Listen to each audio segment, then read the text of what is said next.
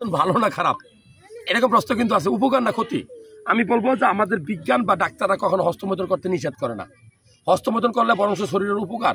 অনেক ডাক্তার আপনি ডিপ্রেশনে থাকলে সপ্তাহে 1 দিন 2 দিন মাসে 4-5 দিন হস্তমৈথুন করতে কয় আপনার ডিপ্রেশন কাটানোর জন্য। কিন্তু আমি বলি কি, হস্তমৈথুন ধর্মে নিষেধ। আপনি হুজুরদের সাথে কথা বলেন, মরার পরে হিসাব দিতে হবে। এই যে স্মার্টফোন আছে না, এটা আপনার একটা পরীক্ষা, এটা হলো যুদ্ধক্ষেত্র আপনার। আপনি ঘরে বসে ইচ্ছা মতো সবকিছু দেখতে পারবেন, কিন্তু মরার পরে হিসাব দিতে হবে। আপনি যদি খারাপ ভিডিও, ব্লু ফিল্ম, পর্নোগ্রাফিতে আসক্তি হইয়া আপনার হস্তমৈথুন করেন, কি হবে জানেন?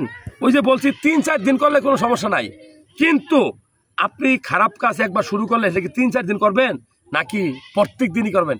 এমনও তো অনেক আছে ডেইলি হস্তমৈথুন করে, ও এমনও অনেক আছে ডেইলি 4-5 বার পর্যন্ত করে। এরকম মানুষ এই সমাজে বহুত আছে। সো আপনি যদি এত একটানা হস্তমৈথুন করেন কি হবে?